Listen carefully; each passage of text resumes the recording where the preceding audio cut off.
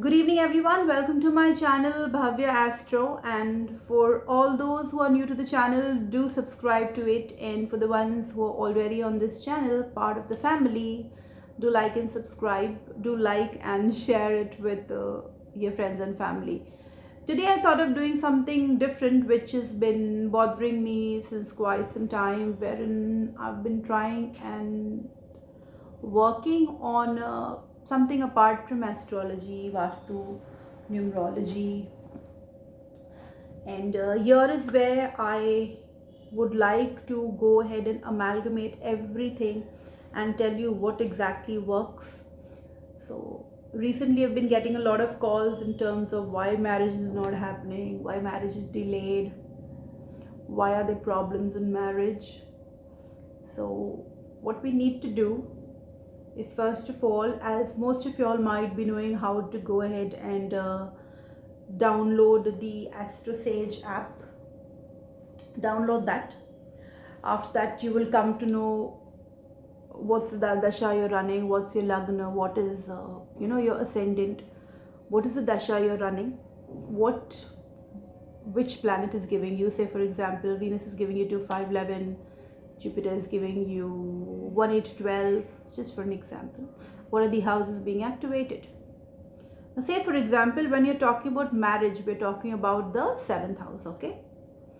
Now, when you would get married, it does not matter when Jupiter is going to transit the 7th house or when it's going to aspect the 7th house, when your Jupiter Dasha is going to come. These are something which is very, very general, okay? Now, once you know your chart, you will know the something which is very basic is you would know your 7th lord, you will know the dignity of the 7th lord. Say for example, Mars is your 7th lord. Knowing the dignity of the 7th lord would be whether Mars is in exaltation in the sign of Capricorn, whether it's debilitated in the sign of Cancer, whether it's its own sign, Aries or Scorpion. That is where you come to know the dignity of Mars, whether it's good, whether it's bad, what is it aspected with is the second thing. What is the dasha running? That is another thing. Now, where exactly does Jupiter play an important role in this? Until and unless the sublord of your 7th house is Jupiter, Jupiter will not be that much interested in, showering blessings for marriage. For each and everyone in this world, it cannot be that Jupiter is the only planet which is be responsible for marriage. Now, Venus can also not be the planet which should be responsible for marriage. Mercury also should not be a planet responsible for marriage. So, what exactly will be responsible for marriage is my point over here. Firstly, you need to understand Venus in general is a planet which is responsible for marriage, or else for relationships, or else for, that smooth love life. A very important study of mine over the past 10 years is the study of astrocartography. On the AstroSage software itself, you'll get something in which you'll get to know about the Western aspects. In the Western aspects, you will see that there are planets which are aspecting certain houses in the form of trines as well as sextiles, oppositions. Now, what exactly are these? Let me give you an example. Say for example, a person has a very prominent Venus on his chart, say a Venus in Taurus. Still that person is not having wealth, not having a proper married life, not having proper health. Though Venus has been given the blessing of Sanjeevani, so nothing can go that wrong in his life. But still, what that person expects, being a Venus in Taurus, he is not getting that. Here is where you need to see what is the condition of the 7th house. Forget all the basic stuff, seeing okay, Mars is placed well in the 7th house, or else the 7th lord, say if not Mars, if there's another 7th lord which is there, that is placed well, or else the aspect is very good, or else Jupiter is aspecting the 7th house which is promising marriage, or else promising a very beautiful life. Even forget, okay, Ashtak Varga is amazing, but still this person is not getting what exactly he needs to get. Now, what exactly to do? Over a study of somewhere around 230 charts, This is what was my conclusion. Please make sure if you're talking anything about marriage, your seventh house plays a very important role. Now, say for example, you have a planet sitting in the first house. It will directly look at the seventh house at a 180-degree aspect.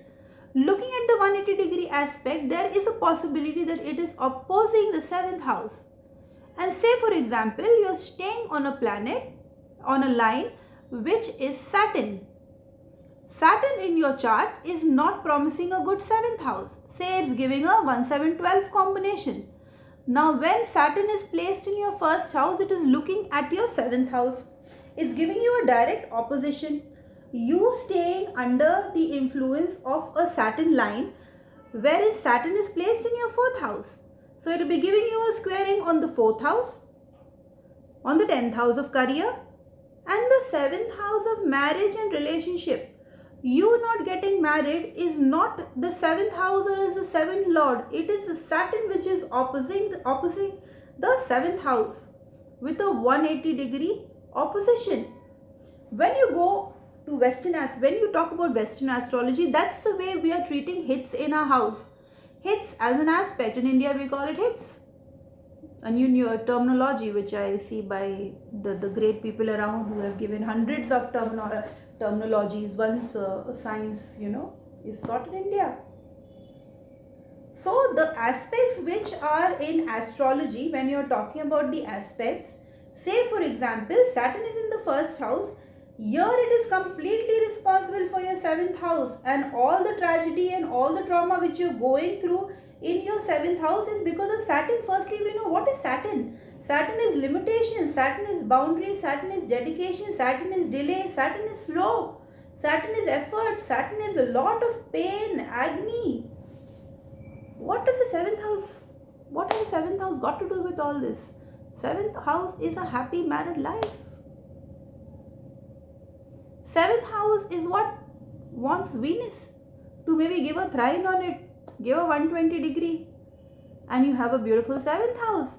7th house does not, and it is just not Saturn. You could even have Venus in your first line and first house, and you could be staying on a Venus line where Venus is giving you an opposition on the 7th house, and you actually don't know. People are telling you, wow, you have a beautiful Venus in your Lagna, but they cannot see that Venus is going ahead and giving an opposition directly. You may have the best of luxuries, you may have the comforts, you may even have children out of marriage, because Venus is giving you a 5th house positive aspect, a trine on the 5th house. Marriage over here could be beautiful. Marriage could be in turmoil, but you may have been blessed with beautiful children because Venus is giving you a trine. Your bhagya would be lovely because Venus is giving you a trine again on your 9th house, but it's giving you an opposition on the 7th house. Until and unless whichever planet on your house is giving you an opposition, you do not need to stay on that planetary line. Say for example, you have a 4th house Saturn. The 4th house Saturn is going to give you an opposition directly on the 10th house. It may give you a trine on the 9th house. So what will happen in this case? You will go to 10 of the astrologers. You go 10 Vastu expert. You may come to me. You may come to 10 people and you may show me your charts and you may tell, ma'am, tell me what is the problem. I'll tell them, don't worry. Bhagya is amazing. Venus or Saturn, XYZ, whichever planet it is giving an amazing aspect to the 9th house, which is Bhagya. 10th house is gone. The same Venus can give you a beautiful aspect on the 11th house. 10th house is gone. Now the problem is, I am not working, madam, but money is coming. Okay, fine, enjoy it, be happy. That is what you are born with. People say we are earning money. I am not saying that you earn money the wrong way. But yeah, it is Rahu Kal. If it is coming, it is coming. What is the problem? If you are going to question that, you are going to be guilty. See, all 5 fingers are not alike.